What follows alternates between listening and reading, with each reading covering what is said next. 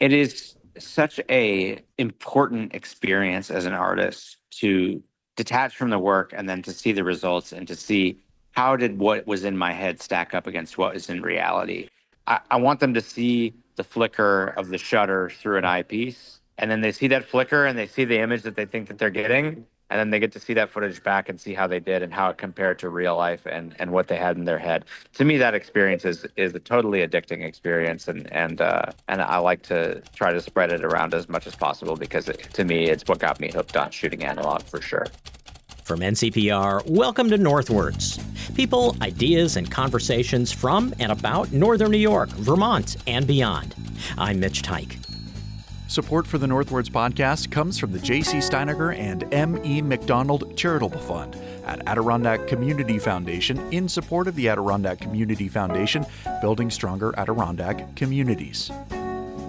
Do you know what a film is, who a film is credited to if a director decides that they don't want their name on the work? You know, I didn't know, and then you used that name the other day. I did. And I said, who is that? And you told me that it was the person that they credit a film to if the person that made the film doesn't want to be credited, and I've already forgotten. It's a really controversial thing. A director has to campaign very, very hard to get their name taken off of a work because of the Directors Guild of America, all of their regulations and stuff. It's Alan Smithy, which I've always thought was a goofy name. So it made me wonder, if you were a screenwriter or a director and you didn't want your name on a picture, what name would you insist that they use? I would steal Steve Martin's name. Not Steve Martin, but Gern Blanston. Gern Blanston?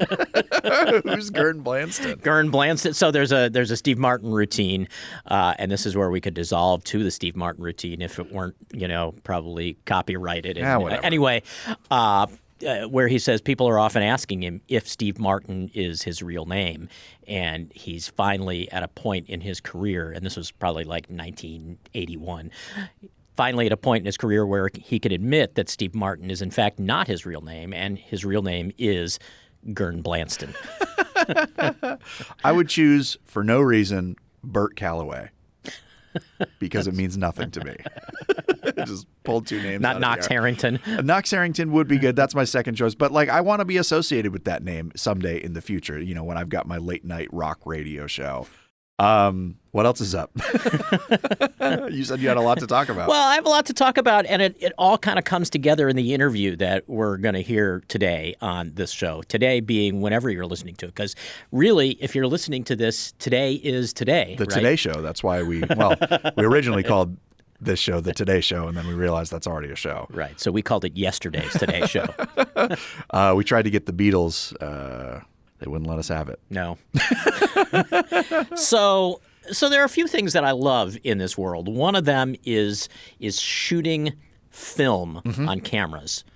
I have in my possession a Kodak camera that was my wife's grandmother's. Oh my God! Does it still work? It does still work. Oh my God! Those things were built to last. Yeah. No, it was made in the early 30s. Mm-hmm. It's still in the original box. It still has the, original owner's manual. Whoa. And it was, when I got it after Gretchen's grandmother passed away, 15 years ago now, maybe, 15, 16 years ago, I decided that, I would see if it still worked. Yeah. And the amazing thing was, it shoots something called 620 film, which, film format is 620, which is similar to a much more common format in old cameras, 120 film. Mm-hmm. And so there are some companies out there that basically re-spool 120 film onto the right size cylinder. And so I ordered some, and I ordered color film. And it dawned on me after I shot this roll of, 24 pictures that this was the first time that this camera had ever been used That's really, really to cool. shoot in color. Yeah. And so how did it handle it? It did fine. I mean, it's there's so many things that a fairly simple camera from the 30s can't control that we control now. Right. Yeah. Yeah. There's no setting the shutter speed. There were a couple of different focal lengths. You could do close up or wide angle, but I mean, Otherwise pretty limited. And so much of it was serendipity and trying to imagine, okay, and the first roll I shot, I had no idea how it would turn out. So, I basically just had to imagine what would work well. And then after I shot a couple of rolls, it's like, okay, I know what to expect, what's a good kind of light to use, and like what's a good distance to be away from my subject.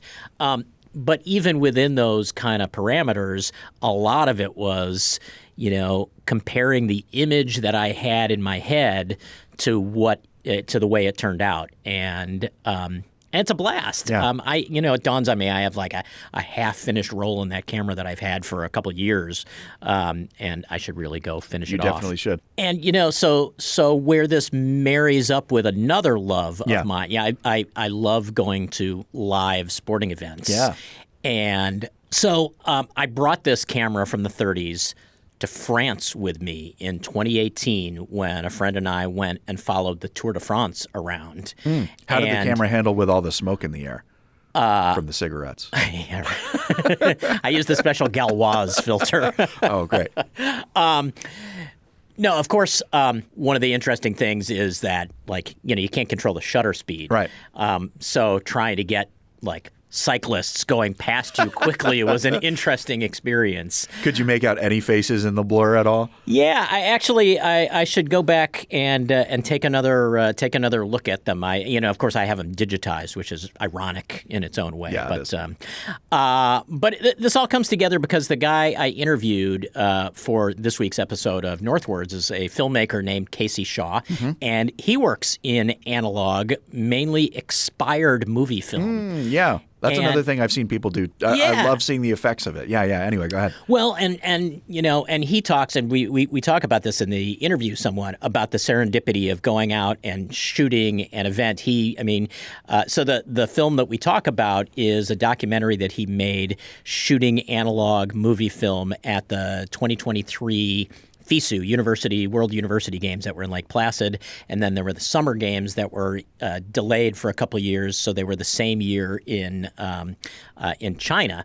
And he went out and shot this film without the luxury of shooting, everything digitally, so you could go back at the end of the day and look at what you got to make sure you got the shot. Right, he had to wait for it to get developed. Right, that's awesome. And the results are really.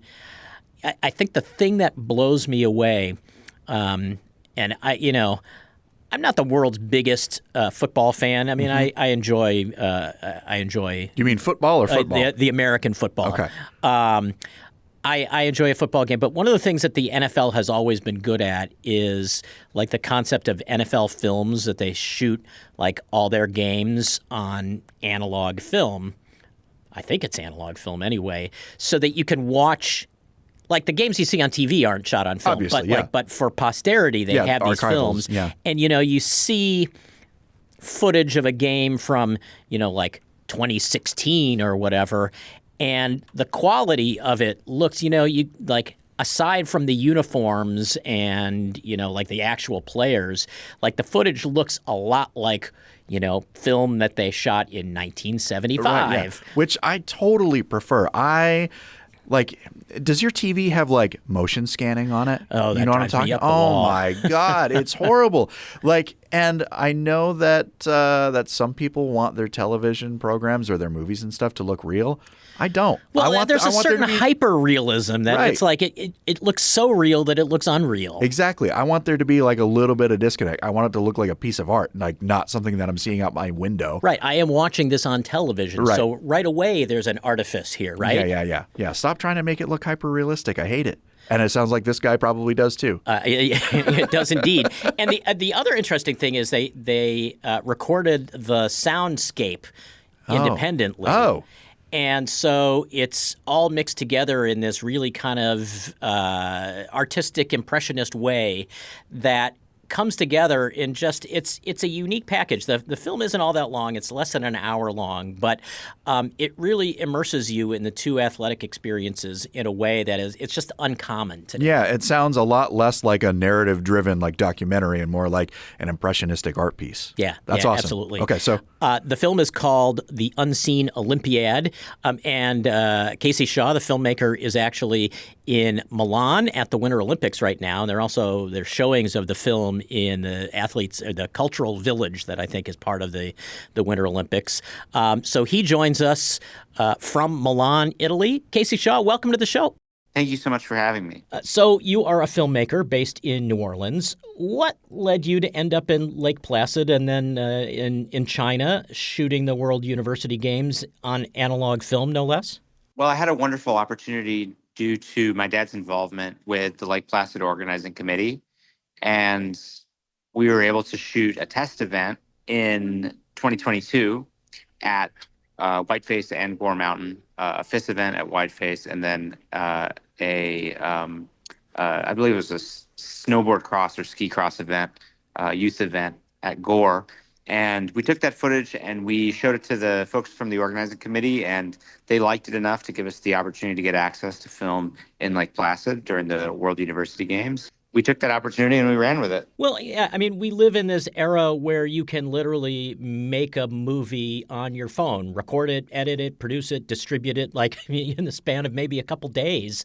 What is it about working in analog that appeals to you so much? Well, first off, too, like I love the fact that we can make things that are so direct, like, and there's so many stories that are being told now by filmmakers who are making films with their phones or digital capture, and they're able to get their message across so quickly and effectively and instantly. It's amazing. For me, analog offers a wonderful welcome respite from having to get instant gratification for every single thing in my life at all times. There's no way to avoid at least a few hours of buffer when we're shooting with analog. Sometimes I'll film in a city where there's the local lab, and the lab is able to process the film the day of, and we're able to see dailies the day of, which is wonderful. So it's not this 3-day wait, or like with Lake Placid, we waited the entire shoot to see any of our footage because we were far away from New York City and didn't have a runner to do so. So I really enjoy the process of pre-visualizing a shot and creating a piece of art that is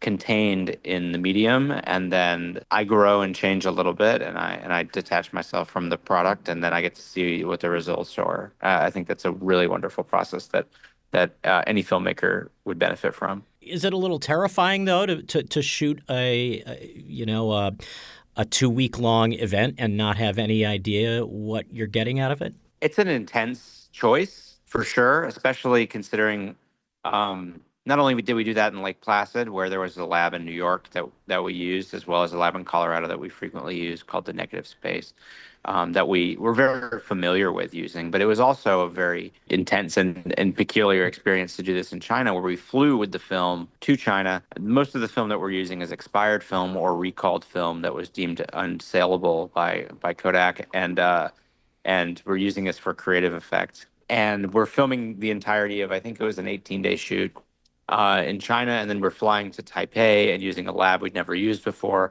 and seeing everything back. And there was a week where I was in Taipei where I was waiting for the film to get processed and scanned. And that was a very interesting experience of detachment, because who gets the opportunity as an American filmmaker to film in China at all, let alone with as few restrictions as we had because of the great relationship that we had with their organizing committee and government. And then on top of that, you don't get to see what you got, for a week or, a few days. And just the process of detachment and saying, you know what, I trust my cinematographer's skills, Levi Porter, who is fantastic. He's a very close friend of mine. I trust his skills. I also trust, to some extent my own eye, and we're going to get what we're going to get, and we're going to make something beautiful out of it no matter what. In the very, very beginning, it was nerve-wracking because I just didn't know what I was doing. But thankfully, we had just enough experience to be able to get this one done. It's interesting. I have this actually. I have this camera from I think it's 1936. It was my wife's grandmother's camera, and it shoots 620 film, which is an adaptation of 120 film. And I don't do it all the time, but when I do it and then I get it back, there's kind of an adrenaline rush in seeing what comes out of it. Do you feel the same way when you get the developed movie film back? Absolutely. It is such a important experience as an artist to detach from the work and then to see the results and to see how did what was in my head stack up against what is in reality. And like this is an experience that I try to give to as many filmmakers as possible through providing access to analog filmmaking tools in my community in New Orleans and elsewhere. Is I want them to see the flicker of the shutter through an eyepiece of an optical viewfinder of a film camera, and then they see that flicker and they see the image that they think that they're getting, and then they get to see that footage back and see how they did and how it compared to real life and what they had in their head. To me, that experience is a totally addicting experience, and I like to try to spread it around as much as possible because to me, it's what got me hooked on shooting analog for sure. You mentioned the artistic effect that you were going for, especially by using expired film. And the thing that you can't help but feel as you watch the film is that except for like the signs and the placards in the background that say 2023 and in the China's case, Chengdu's case, 2021, because I guess it had been delayed. But those things say 2023, but the images themselves feel independent of the era. Was that the point? I think it's definitely a point. The method that we used to capture this was to use film that was manufactured around the times of previous sporting events that took place in these locations. So we used film that was sometimes, film from the 80s to mirror the 80 games in Lake Placid, or from the 70s to mirror those 70s, the 1972 Winter University Games in Lake Placid, or we used film from the 50s to get closer to the 1932 Lake Placid Games, or stuff from '08 or 2011 to mimic the Shenzhen World University Games or the Beijing Olympics. And so we wanted to contextualize the piece within the medium, but at the same time, what it does really as a byproduct of that is that it shows us what has really evolved in who we are as people since these time periods when these events were competed last. And I think that we like to think that we've grown and evolved and become these superior, more moral human beings. And in reality, we know what's really different, but the technology. Are the ethics the same? Are the values the same? Or is the pursuit of greatness and the pursuit of a goal, is that story a newfound thing, or is it timeless, and how does that look? So taking the technology out and taking it back a few years or a few decades at times, we get to really see, like, how does this stack up? We get to see a video board in the midst of a competition that looks like it's shot in an era before that was even invented. Why was it important for you to present the story in multiple languages? For me, this is about transporting of the viewer and also our crew to a event that is international, and it is definitely part of the Olympic experience and the World University Games experience and just the international sports experience, to be able to be in a environment where you're going to hear different languages and be around people of different cultures, and you may or may not understand what they're saying or what they're going for, but you get the general sense that everyone's there for the common goal of, enjoying this event and experiencing something new for the first time, or experiencing something that's, going to change their life. It's very important for me as an American filmmaker to recognize that we are a country of many cultures, and we're a country of many just different languages and backgrounds and makeups. And within our filmmaking, it's very important for me to represent that, because if I only presented this in English, it would discount a significant portion of our film that was shot in China, where almost no one spoke English except for my DP, my cinematographer, and I. We had an attaché who was translating for us almost the entire time. And how can I say that I'm giving the viewer the experience of going to Chengdu if it's all just basically just dubbed over? I really want people to feel like they're there. So this is part of the immersiveness of the film. Well, right, and it's in both English and Chinese, but one would be hard pressed to say that it's more in either of those. It really is produced and presented in both ways. But how did you approach doing right by the Chinese cultural traditions that sort of provide the framework for this film?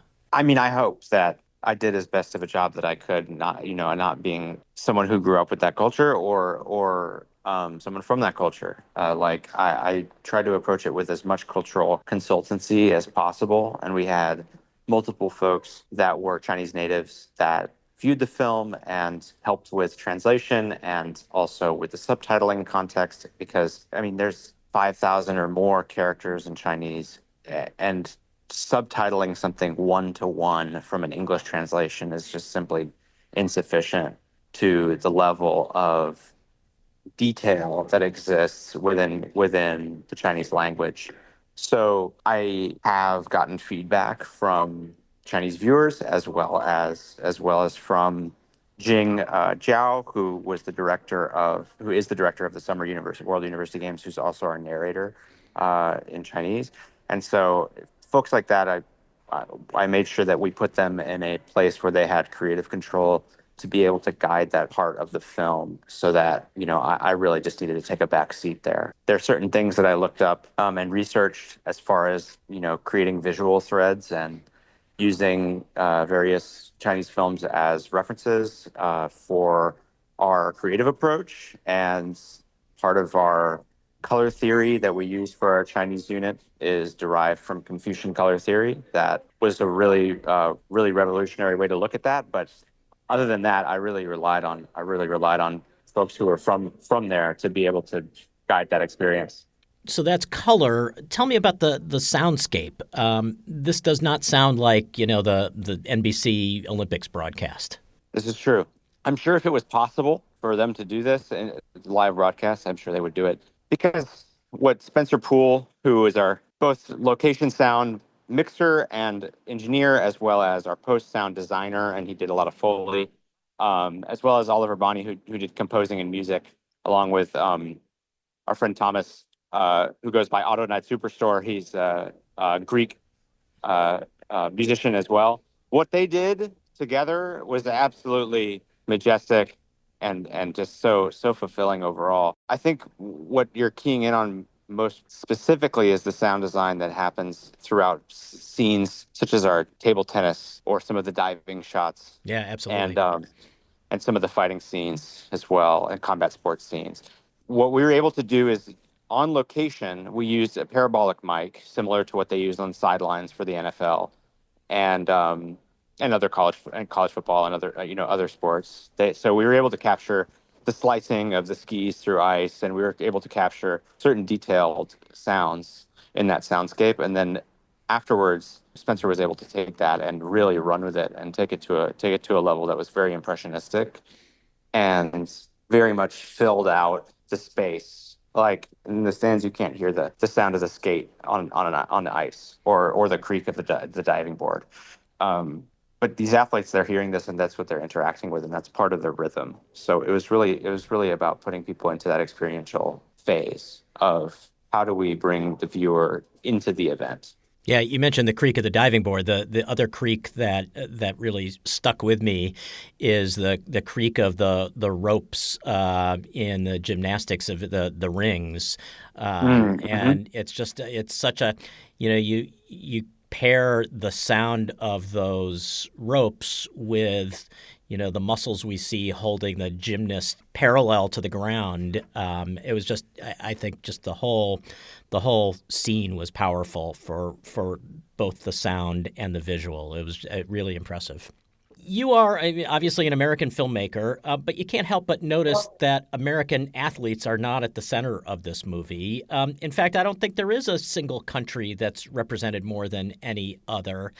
How did nationality inform your approach? For me, it's about taking the viewer to the event. And while many people, they go to these events to see their team and to see their athletes compete and hopefully win. There's also the stories like just last night I was at figure skating in Milan And the Italian men's, it was part of the team competition, but the male athlete from Italy, who ended up, I believe, winning them bronze. His performance was transcendent, and he far exceeded his personal best, and you could absolutely feel that energy. It was even more moving to me in certain ways than watching our team, eventually win gold as well. Those are the type of experiences that have formed my life and my experience as an Olympic attendee and also as an athlete. And I wanted to convey that to the viewer that there's a way to look at this from a universal standpoint, and there's stories that happen at these events that are just outside of the "my country is great" narrative, or our athletes are the best narrative. And I think that in sports broadcast we get that already. If we watch a broadcast in one country, it's going to support the people from that country because that's who they're broadcasting to, and that's simply the kind of it's part of the purpose of the broadcast, is to show what the average person in that network would want to see. And on a U.S. broadcast, they go with the U.S. athletes. But for me, it only offers a very small fraction of what's really happening at these games. And just as we are showing these sports on film, and which is already a dramatic difference from the norm of broadcasts, so also we're showing an international perspective. I think it's necessary. It's absolutely necessary to have. And I feel like as an American filmmaker, it's even more necessary because we oftentimes are the top country as far as gold medals in these games, like, or as far as medal count. Like oftentimes, like we're usually almost always top three. And what about our athletes that are coming from other countries that are coming to the U.S. to compete for the U.S., but they came from somewhere else to go and do USA track, and or like, is their nationality any less valid than it is now that they've just come here to compete under our flag? You mentioned your approach also includes your own athletic background. What is your athletic background? I grew up playing soccer, and then I went to a high school that the soccer team was very, very good. They were nationally ranked, and I was not good enough for that. So I ended up running cross country and track, and I ended up being pretty good. But I went to Loyola University in New Orleans out of high school, and I ran for a semester of cross country there, and then I just chose to do other things with my time. But like it did get me to the point where I guess I could say technically I am a college athlete, but it was a small school, and it's not to the level of these folks in the World University Games. For me, my attachment to sport has come from attending the Olympics since I've attended all but three Olympics in my lifetime, since I was 3 years old, and my family has an event planning background, so I've grown up on the inside of these events in a very unique way that's not related to any one team or any one sport. It's really related to the event as a whole.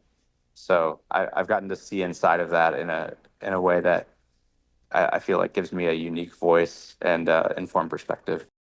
You're in Milan right now as we're having this conversation, and it strikes me that there are any number of athletes who are competing in the Winter Olympics who were competing, 3 years ago at FISU, and it must be kind of, as someone who had that inside view of FISU and now the same inside view in Milan, it has to be kind of a remarkable feeling for you to sort of see this narrative progression, if you will.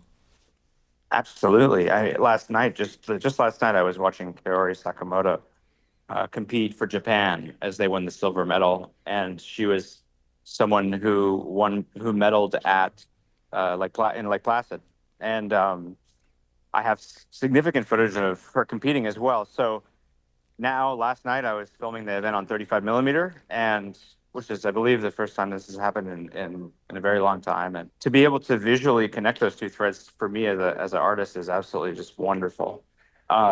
And it's so fulfilling because I feel I don't have a connection to these people personally, but it does feel like I can connect to them in a storytelling sense and see that progression in my own art versus their competition as well. And are you doing something with the presumably you are. What are you doing with the 35 millimeter film you're shooting at these Olympics? At the moment, for me, the most important thing is to archive these moments because they're never ever going to happen again, and we're documenting this in a way that is very unique to this time and has been completely forgotten to the larger extent between the people that are covering these games.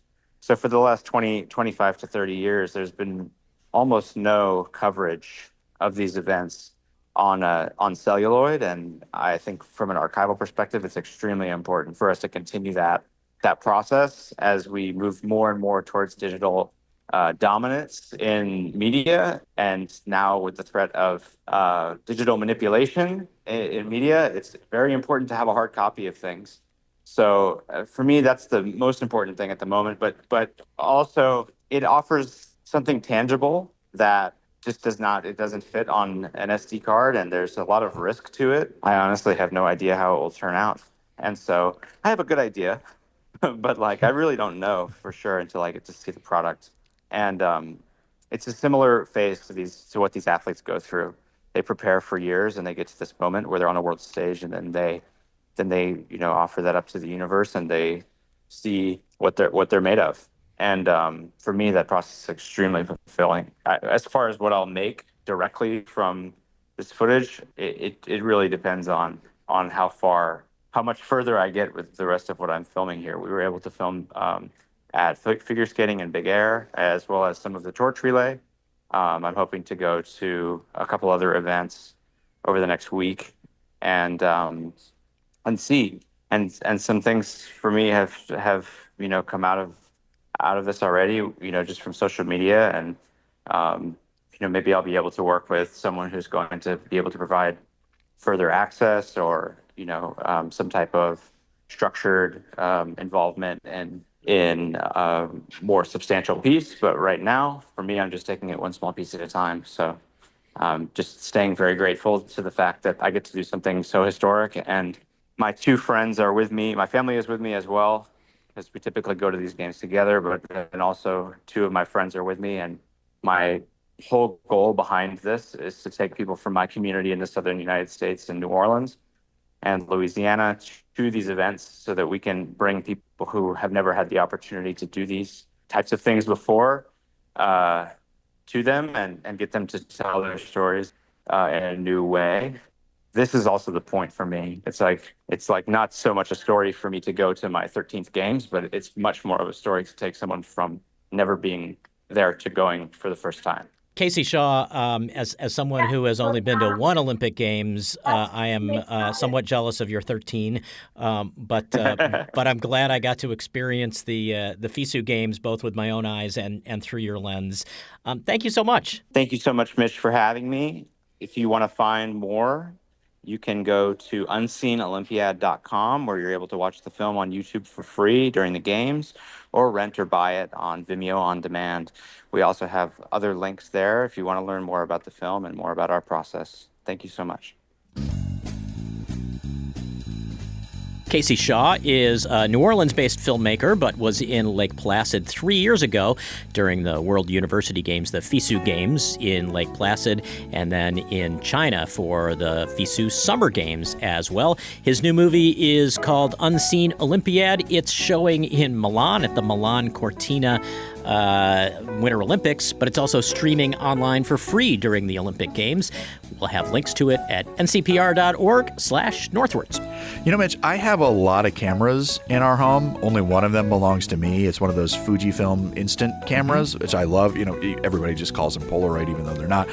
I had a lot of fun with that when I first got it. I haven't used it regularly in a couple of years. But the thing that I love about it is, is just watching so many friends who are working in film photography and digital photography, or collage and painting and stuff. And there was just such a focus on like getting things perfect, getting the perfect shot. And the thing that I loved about that instant camera is there is no perfect shot, or if it is, it's by chance, or after you've taken the photo, you learn to love those imperfections, which is why I love those instant cameras. You've only got one shot at it. Our house has become like increasingly overrun by Polaroid cameras, which I don't use. It's not really my medium, but my girlfriend loves them a lot, and I've gotten her more than one camera for a birthday, Christmas, whatever.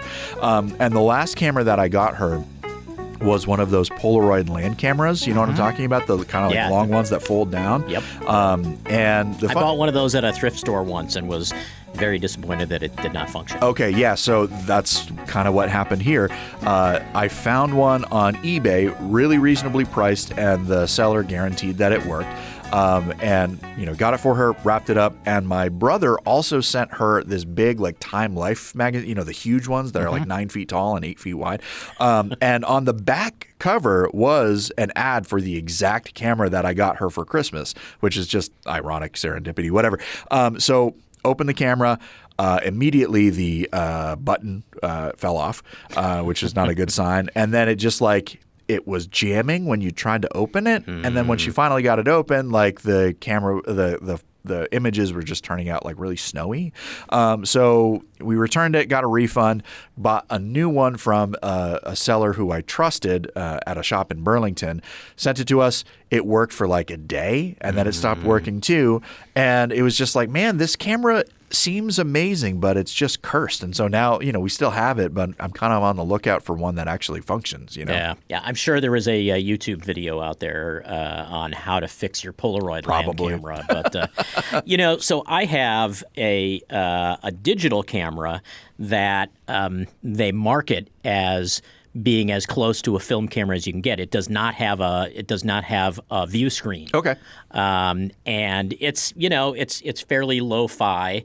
I both like and don't like the fact that you can load a filter onto it to make it appear more analog than it is.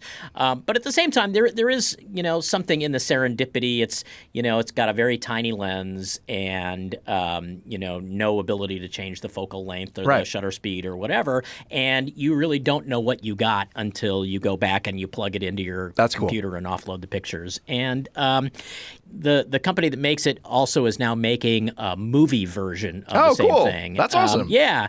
And I think people appreciate it for exactly the reasons that we were talking about. You can't you can try your best, but you can't really stage a perfect shot with something like that because you don't have the ability to just take it over and over. Well, I guess you can take it over, but you can't, see what it is that you've just shot. I love that. I have a tiny spy camera in my office right now with like new film.